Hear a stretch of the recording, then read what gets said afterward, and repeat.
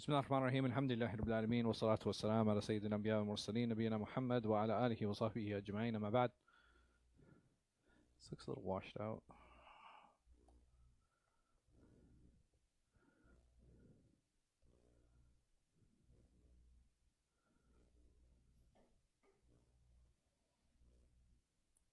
Yeah, it's a little bit better. So last time, inshallah, we had started talking about the Imams of Jarh wa Ta'deel, and we said Jarh wa Ta'deel was a science that is specific concerning criticizing and praising who?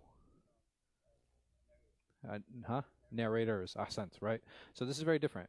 When we talk about narrators, it's something that these are a group of individuals that are carrying forward these statements, actions, tacit approvals, descriptions of him sallallahu alaihi wasallam, and the scholars who basically criticize these individuals, the scholars that criticize these narrators, they're known as the Imams of Jarh wa Ta'deel. So we had talked about this last time, but this is very important from Imam al-Dhahabi. He says that speaking about narrators requires complete piety, an absence of desire and inclination, a detailed knowledge of Hadith, their defects, and its men. So these individuals are speaking about narrators. How do we know about them? Right? Yes? Right? Is it enough for somebody just to speak about? Because anybody can get up and speak about anyone. Criticizing is very easy, and this is something that is not uncommon, unfortunately, where people talk about others quite often. So the question is, okay, well, what qualifies you to speak about these particular narrators? Some of them, they themselves were actually narrators. Some of them, they themselves were actually narrators. Right, so the thing is, if you want to learn about someone, there are people who are specialized in those particular fields, and those are the ones that become well-known. How many people speak about Islam today? Right, like millions of people, right? You know, it's not something that's strange. I mean, you have like over a billion Muslims, and you have millions of Muslims who speak about Islam. From the millions that speak about Islam, how many are well known? Maybe like 1,000. Think, you know what I mean? Like, and how do those people become well known? It's very common in any science and any field that you have people who kind of shine in those particular fields. And these are the individuals that stand out. And it's not something that's strange. It's not something that's unique to Islam. This is something that happens in all sciences. But there are two major ways for us to find out about these people. Number one, one is through books that they authored. So I can actually go through and I look at the books that these imams authored in their particular fields, and it helps give me an idea of what? Right, it gives me an idea of their status. And this is something that we see in every single science. How many books have been written about anatomy? Like lots. Like you have thousands of books that are written about anatomy, but there are only a handful that are used throughout universities. Thousands of books have been written about biology and math and science and physics and all of these different sciences, but it only boils down to a handful that are actually used by different institutions. Why? Because they're the ones that become well known. Secondly, what others have written about him. So I can find out about a person through two ways, and this is something that's even common in the modern day. If I want to find out about someone, all I have to do is read his books. It'll give me an idea of who that person is, what he did, what his contributions are. And the second way for me to do it is to see what other people have said. Right? He can speak about himself as much as he wants, but if I really want to find out about someone, what do? I read what others have said about him. And other people will praise that person, they'll dispraise that person. This is something, again, that is not uncommon. So we said that going through his works, there are sets of works that actually tell us about these individuals. So Ibn Abi Hatim, he himself was considered an Imam of Jarh wa Ta'deel, and his father, Abu Hatim. They're two very famous critics. So this one, what does he do? He begins by saying that he will only mention statements of those who are relied upon in Jarh and Ta'deel. So what does he do? He puts his book together that is a collection of statements of praises and criticisms of others. And he says that I'm only going to mention praise and criticism from people who are relied upon in this science. So what one of my teacher students did is he took out all of the imams. He took out all of the people who spoke in that book. He reorganized them and he put them in alphabetical order, and he has it's a small little booklet. It's called Al-Muzakkun li Rawat al-Akhbar and Ibn Abi Hatim. This is something that was done, I think maybe 20 years ago. It was written, but that's what he did. He took out all of the imams from that book and he organized them into alphabetical order. Why is that important? Why do that? Yeah. Make it bigger? I can't. Sort it out for what?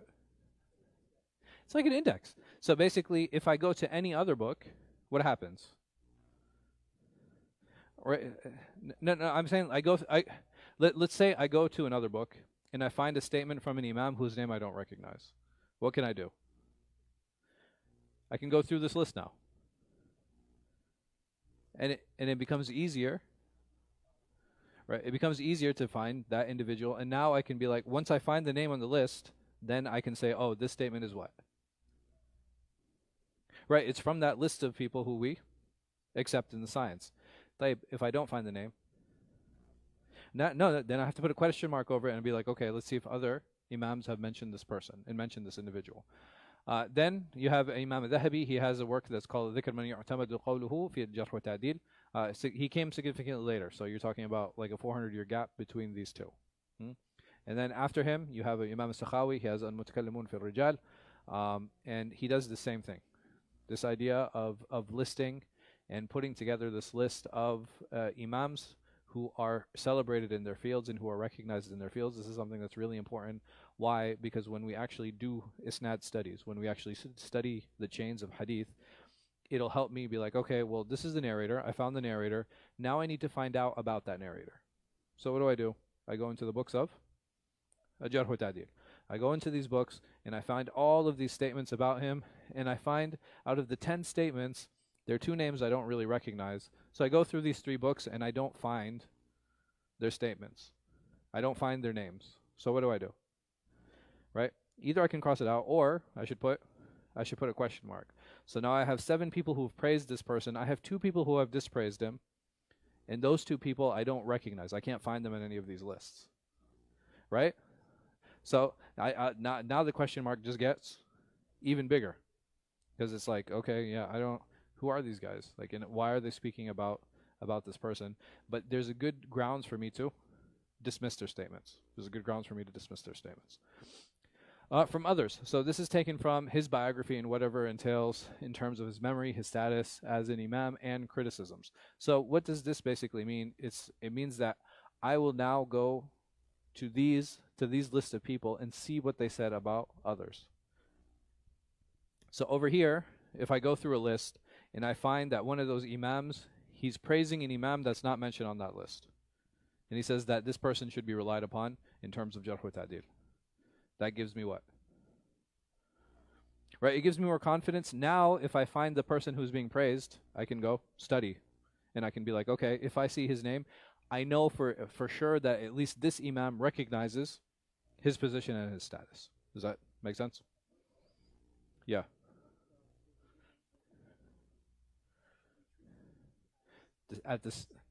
No.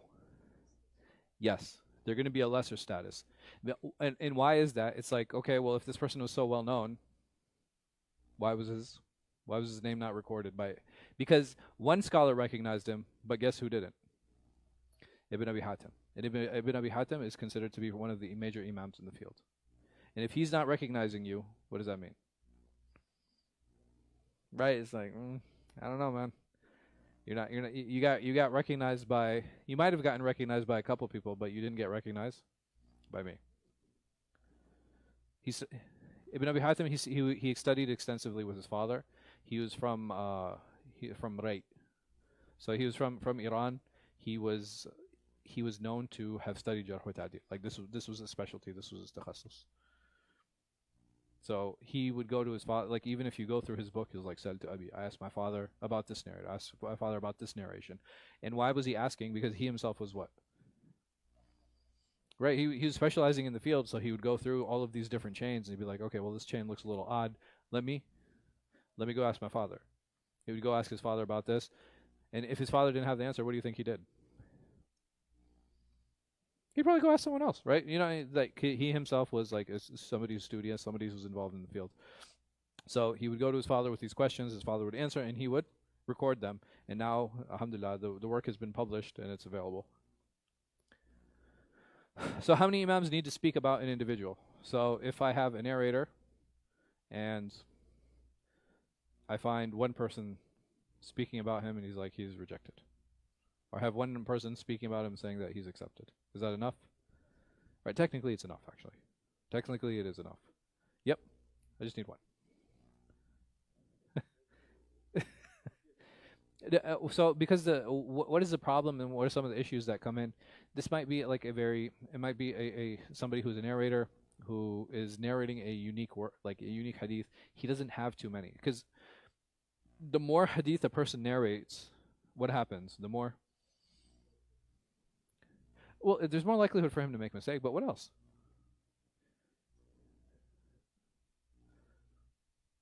If a person only has one or two hadith, how many people are going to busy themselves with studying his narrations? Well, not just more reliable.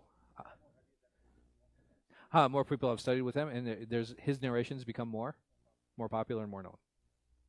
So if I have one person speaking about somebody, that means that person probably has what? He has a lot of hadith? No, he probably has very few. Because the more hadith a person has, the more popular he becomes, and the more popular a person is, the more likely somebody's going to speak about him. It's not possible that you have somebody with very popular hadith and you only have one person speaking about him and only making one statement about him. It doesn't make any sense. You need somebody who has very few riwayat, very few narrations, that you will find one statement about that person. Saying that, the person who's speaking about him, he needs to be what? So if I only have one statement, the person who's speaking, he needs to be what? Well, yes, he needs to be an imam, right? He needs to be somebody who's qualified and recognized in the field. It can't just be anybody, because technically anybody can speak about another. But if I want his statement to have weight, that person needs to also have weight. So there are types of jarh wa ta'dil, right? There are types of praise, there are types of disparagement.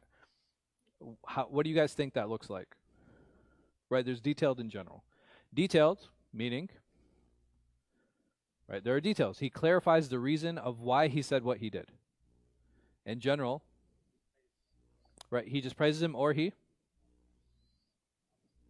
dispraises him, right? So either he critiques him or he praises him, either or, and he could be like, man, he's an accepted narrator, or he's a rejected narrator. And sometimes that's all you have to work on. Right? You don't have more than that. And sometimes they'll give the reason. Like, he's a rejected narrator because he was known to lie. He's a rejected narrator because he never paid attention. Right? So you have all of these different narrations, verses in other places. So does every praise or criticism need to be clarified? No, it's not necessary.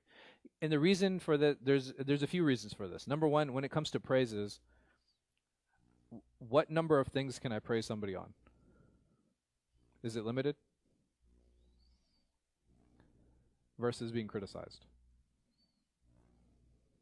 I can praise someone for being courageous. I can praise someone for being generous. I can praise someone for being honest. I can praise someone for being trustworthy. I can praise someone for praying. I can praise... I'm not done. I can praise someone for being gallant and, you know what I mean? Like chivalrous. I can praise someone for being upright. I can praise someone for someone who's looking good. I can praise someone because they come to the masjid regularly. I can praise someone because they go for Umrah every year. I can praise someone because they spend a lot of time with Quran. Should I continue? You get the point? Alhamdulillah. No, it's not. Criticism is actually very limited. Like what? And all of them will boil down into what? They'll boil down into his lack of trustworthiness. He lies, he steals, he commits zina. Right? Because the things that are halal are what? Are they limited? They're plentiful, right? They're unlimited. But the things that are haram are they're actually limited. They're actually listed. So the way that you would actually criticize someone, because the things that are haram are limited, the way for him to be criticized is going to also be very limited. And this is why more often than not, if a person is mujrih, right? If he is someone who is criticized, it is easier to what?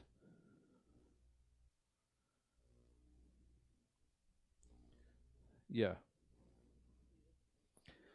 No, it's yes, right? So it's easier to give a reason for that, right? Versus why I praise someone, right? Because the ways to praise someone are like they're almost unlimited in the way that we praise them. But the way that we do jarh of someone, the way that we dispraise someone, this is actually a very limited way. And that's why more often than not, you will find reasons for somebody being dispraised versus being praised. So like we said, as far as criticism is concerned, they're usually very specific, right? Like, and it is something that will prevent us from trusting that person. So is general criticism reasons enough to reject his narrations? So both general praise and criticism are accepted, and this is something that's really important, when there is no difference of opinion over narrator without condition. Meaning that if I have 10 imams and all of them say thiqa, accepted, excellent, pious, upright, they didn't give any reasons, I can what? I can accept that narrator. I have another narrator, liar, thief, dajjal, right? Evil, his hadith are rejected. I'll be like, let's give him a chance. No, you can't, right? And over here, there's no problem. Tayyib. If I have 4 imams saying that he's accepted, he was pious, he was upright, he was righteous, his hadith are rejected. There's weakness in his hadith. His hadith are to be rejected. Now I have to investigate. Because did I clarify in any of these situations the reasons? No. There's no clarification in any of those reasons. And because there's no clarification in any of those reasons, it's very important for us to now, it's like, okay, well, now I have to weigh them. Now I have to deal with them. This is not something that I'm going to be able to deal with so easily. So that's when general praise and criticism is accepted, when in general I have an idea about that narrator and whether he's rejected or accepted. The only time that this would become problematic is if I have a difference of opinion over that narrator. Then I need to actually investigate, why is it that they're saying this? Like, if I have so many imams who are praising him, these few imams here, why is it that they're dispraising him? Why are they discouraging him? Why are they critiquing him? There's a problem here and there's an issue here that needs to be addressed. So if there is khilaf, this is something that is called a ta'arud, right? A ta'arud al-jarh wa ta'dil. This is when you have a differing over the jarh wa ta'dil. We've had differing over the ruling on a hadith. We've had differing over understanding. And now we're having differing over a narrator. So how does this occur? If I have conflicting statements from different imams. So if I have 5 different imams and they're saying 2 different things, right? So I have 3 imams saying that he's accepted, 3 imams saying he's rejected. Now I have a difference. And this happens, and we see this. Conflicting statements from one imam. I go and I read through. Imam al-Nasa'i said that he's an acceptable narrator, and then later on I find that his hadith are weak. From the same imam. It deserves investigation. So one of the most challenging sections of the science is this, right? Like, if you have this conflict, how do I actually reconcile? This is something that's very difficult. It's something that's very challenging, because there are a number of reasons on why you can or cannot reconcile certain reports, and we'll talk about some of those reasons. So there are some important books here. You have Al-Kamil fi al-Du'afa by Ibn Adi. You have Al-Mizan by Imam al-Dhahabi. Imam al-Dhahabi, his name will come up quite a bit. He's someone who was a prolific writer in the science of hadith. And then you have Lisan al-Mizan by Ibn Hajar. So Al-Kamil fi al-Du'afa, meaning Kamil meaning complete. So he has presented this work as say, I have completely written on this issue of weak narrators. This is a collection of weak narrators that I have here. Not every single one is weak, but some that have even been accused of being weak are included in this text. Then you have, and so there are narrators that you have difference of opinion over. Then you have Al-Mizan, and this book is actually called Mizan al-I'tidal. Mizan al-I'tidal basically means the scale of justice. And what he does in this work is that he brings narrators that there's a difference of opinion over, and he brings their praise and he brings their dispraise. And that's why he calls it Mizan al-I'tidal. That's why he calls it the scales of justice. And lastly, you have something that's called Lisan al-Mizan. Lisan al-mizan is the tongue of the scale. So you know the scale, right? It rests on this resting piece is called the lisan. It's called the tongue of the scale. So what is he trying to say? I think it's called the tongue of the scale. No, he's just not, he's so Imam al-Dhahabi was like he's bringing the scales of justice. Imam Ibn Hajar, he's saying that I'm making that scale more what? Precise. I'm making it more balanced and more precise. All right. So because he extended on the work. And then you have my sheikh, he actually has an extension, all this, he calls it Dhayl Lisan al-Mizan, is basically all of the works that Ibn Hajar missed and he included in his work. Dhayl is, literal translation is tail, but usually it's like an appendix. Basically what it means is like, it's an additional, it's additions to a previous work, like an extension or an appendix to previous works.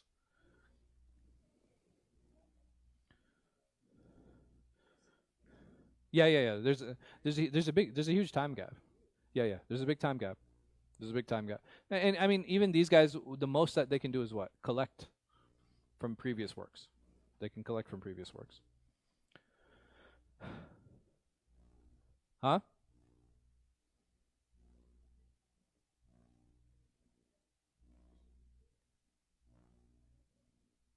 What are you saying? No, the percentage that's just yeah. There's no. It was just like that. No. It was just like that. So when there's a difference of opinion over narrator, what do we do?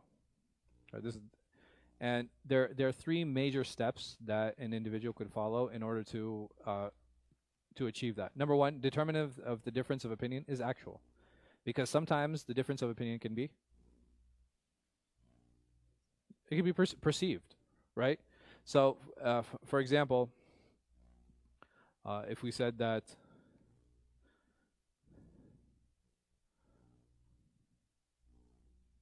I'm trying to think of a good colloquial example.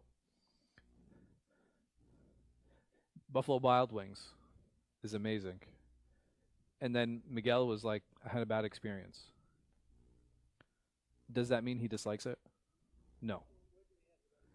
Huh? He had a bad experience there. Yeah, at Buffalo Wild Wings.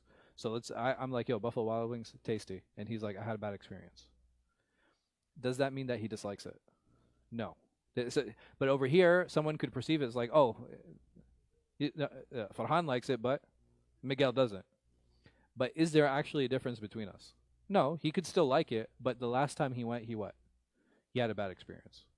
Right? So that's a perceived difference of opinion, but there's no actual difference of opinion. No, it's not. Maybe on Thursdays. Buy one, get one half off. Right? Making an informed decision.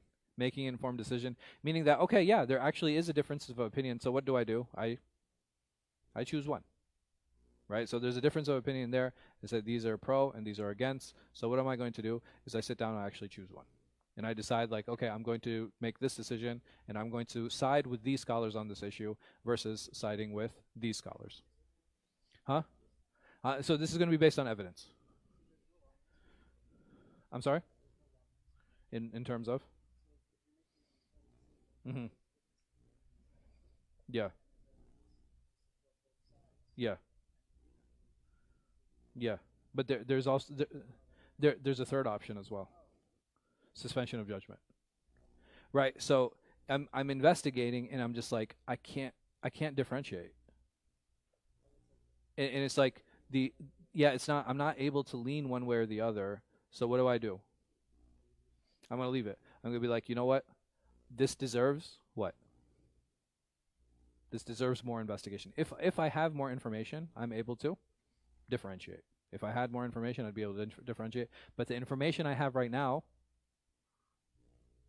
is not enough. So, like we said, these are the three ways. If there's an actual difference of opinion.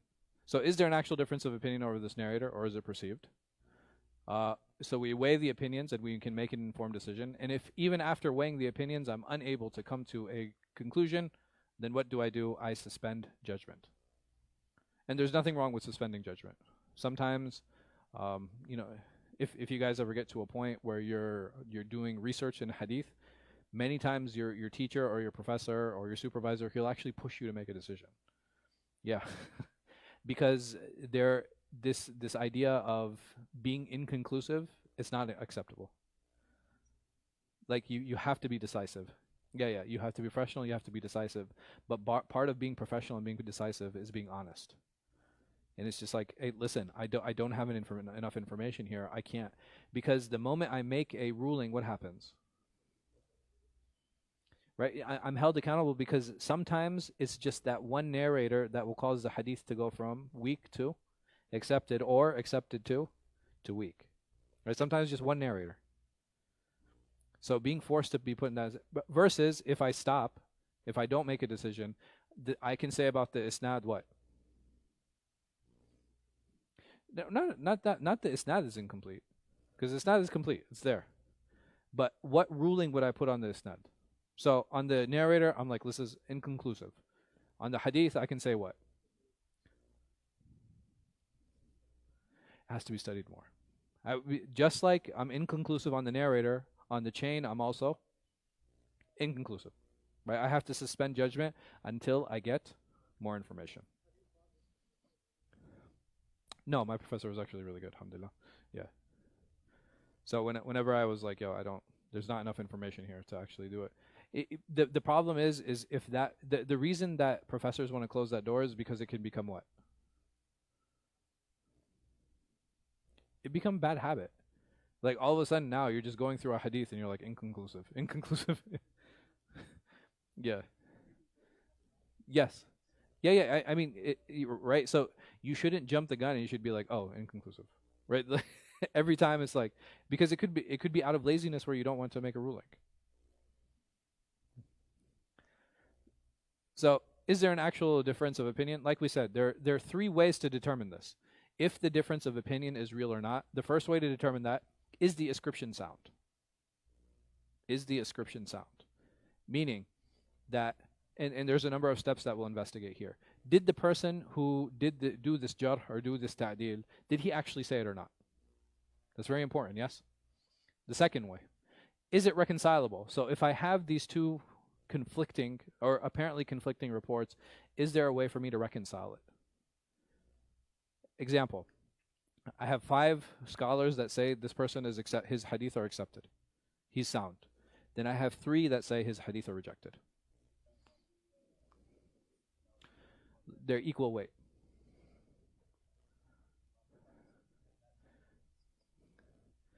That's fine. I understand what you're saying, but all right, well, if you have imams of equal weight who are saying this, because you can't, like, every time Imam Bukhari says something, you can't just be like, oh, Imam Bukhari said it, that's it. I'm going to reject what everybody else has to say. Fair. You have a question, Netma? Netma? You have a question? Do you have a question or? No? That's okay. So here, when you can't just dismiss other scholars. So if I have scholars of equal weight and one is saying accepted and these others are saying rejected, and not just that, it's a group, right? It's not singular. How do I deal with it? Right, I have to study further into the what? Into the reasonings behind what they're saying. I come to find out that these 5 scholars, they met the narrator before he changed. Right? Maybe his library burnt down, maybe his son died, right? There was a traumatic effect in his lifetime. Maybe he had dementia, right? So all of these things are real things that happen to narrators. This happened. These 3, they only met the narrator when? After the event. These 5 met him before, these 3 met him afterward. Does it make sense now? Can I reconcile? Yes, it becomes easy to reconcile in that situation. Sometimes it's who they narrate on. So this person, he's strong from when he narrates on this group of people from Kufa. But when he narrates on the people of Medina, he's weak. Why? What happened? Or let me do the other way around. It's easier. All right, maybe he's a foreigner. He's not from the city. He took hadith from people who weren't reliable. He thought they were good. He thought they were righteous. But it turns out that, no, like, they had other problems and other issues. So I can take his hadith when he was narrating in Kufa, but I can't take them once he got to Medina. And lastly, irreconcilable.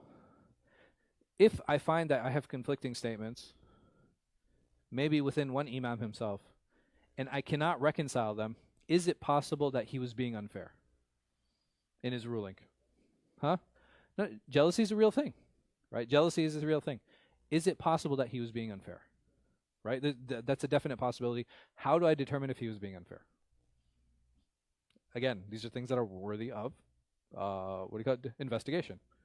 Yeah, there's a lot of investigation going on, right? we just keep going. We keep like they're like detectives, man. So like, no. I'm saying there are layers to all of it, right? Like, yeah, Allahu Akbar. Huh? Yeah, but we usually will end up in chopped up somewhere. So.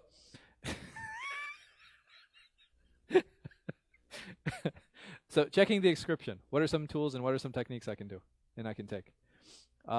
Number one, is he a list? Is he from the accepted scholars? Right? We had talked about those list of scholars that have accepted statements. If he's on that, not on that list, I can reject that narrative. Wow, that's really annoying. Huh? I don't. On what? No, the fan. No, the fan. It's squeaking.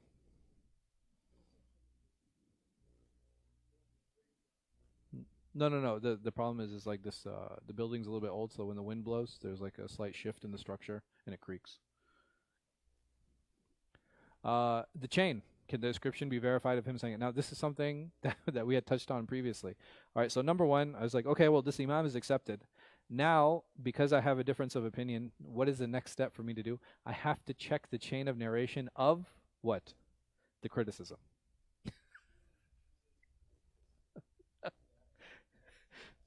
Because, yes. Yeah. So even even the criticisms have a chain of narration. I have to make sure that this scholar said it and I can actually what? Ascribe it to him and trace it back to him. Because if I have two conflicting, like if I have an imam and it's like over here he's like he's acceptable and over here he's saying he's rejected, it's not possible that he's saying two different things. Either there's context, which is a possibility, or he didn't say it. And how do I check if he actually said it or not? I would have to go to the chain. There's a mistake, right? He thought he was somebody, or he saw him do something, or he saw him in sets of narrations when he studied all of his narrations, and he's like, man, this guy keeps narrating on liars. When it turns out he's not actually narrating on liars, he's narrating on other people, or he confused the asanid, which also happened. You have to understand, like these men were dealing with thousands upon thousands of chains of narration. What are the chances of confusing them? And not just that. Yes, no.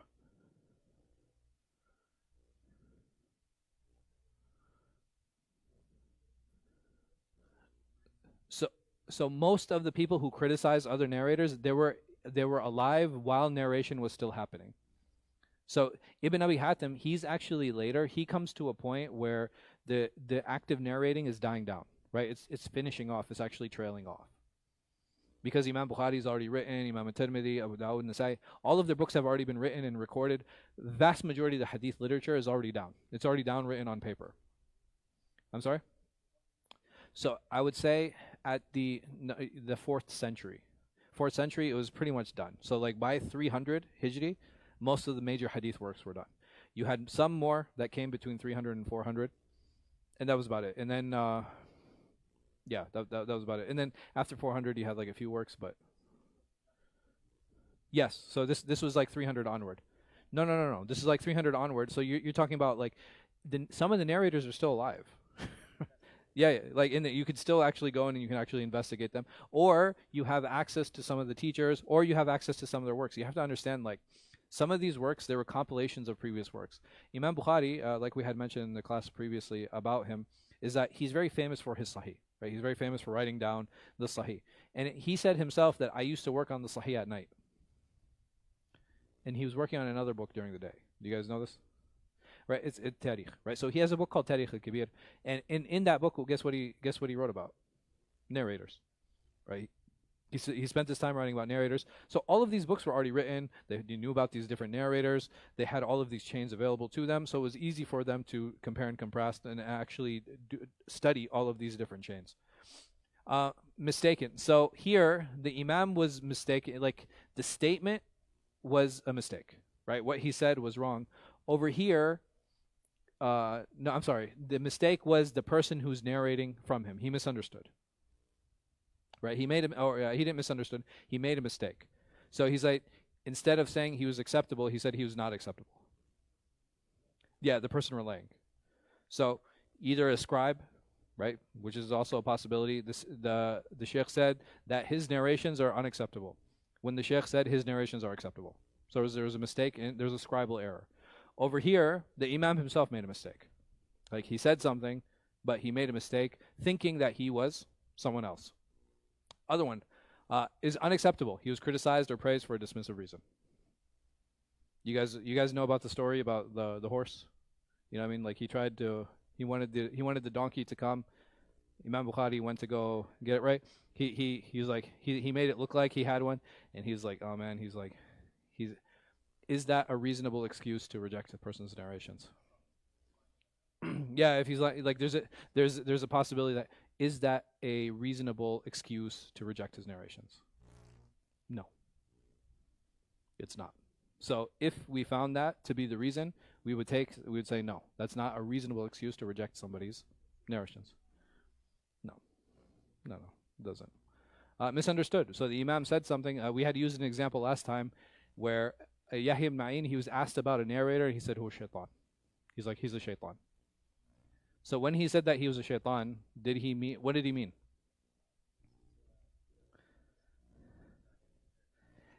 Yeah. Like, this guy is so smart.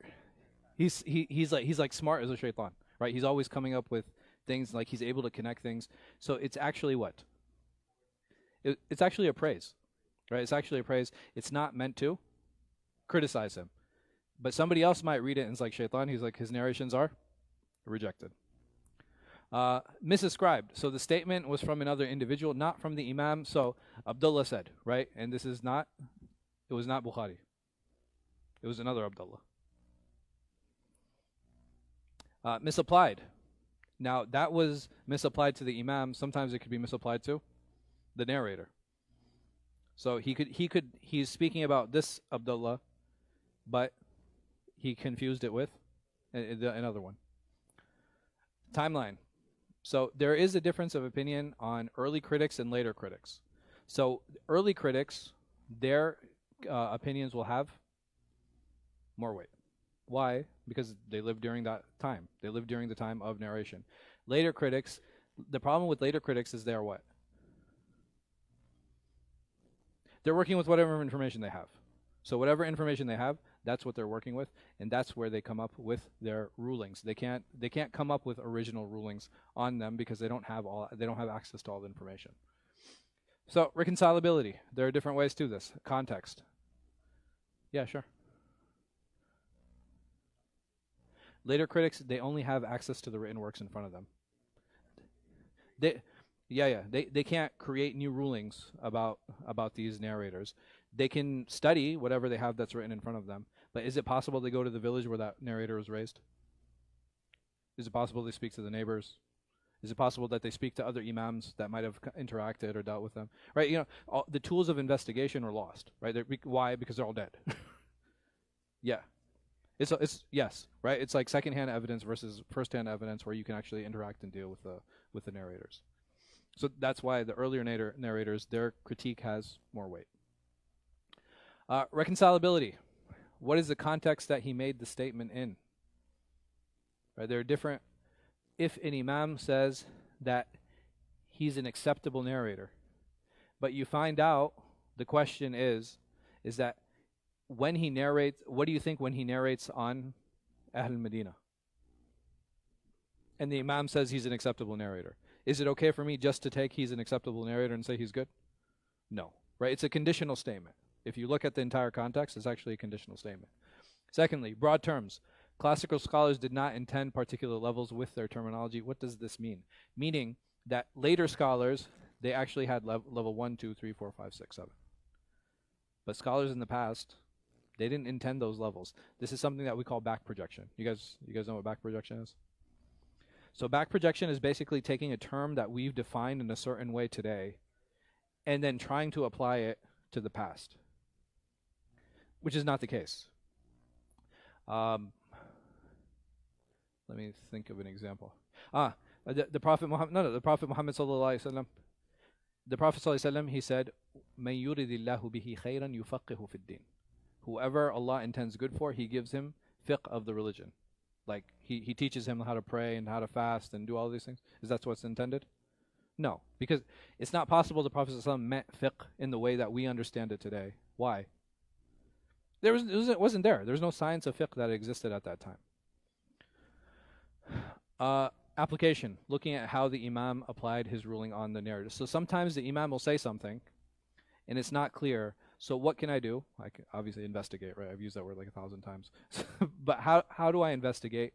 I'll actually go to all of his narrations. I'll look at the narrations and say that same Imam who made the ruling on him, how does he rule on those hadith? I'll see a connection, right?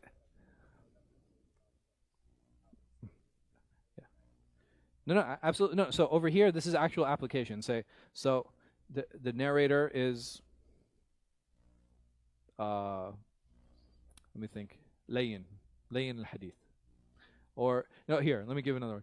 He's better than his brother. Like, does that mean his brother is good? Bad?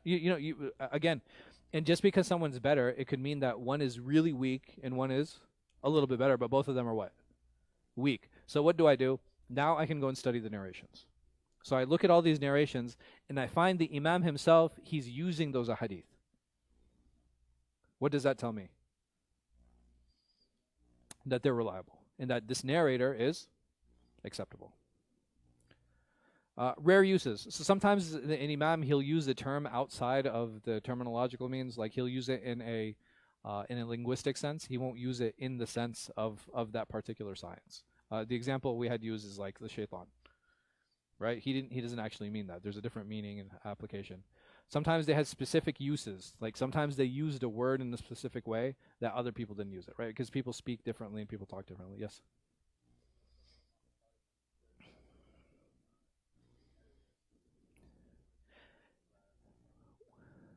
Sure. So we're going to actually explore that. No. We're actually going to explore that. This is a claim more so than it is practical. Like I don't see the application of that. And lastly, linguistic use. Like we had said, sometimes they mean the linguistic use behind it. They don't actually mean the terminological scientific use. Irreconcilable. This is the next part, inshallah, and we'll talk about this next week, bi'idhnillah. So how can an imam make an unjust statement when we put all the conditions for the characteristic of an imam? And we'll talk about this bi'idhnillah next week. And Allah knows best. Wallahu a'lam wa sallallahu ala khayri khalqin, nabina Muhammad wa ala alihi wa sahbihi wa sallam. Inshallah, we'll start the next class in about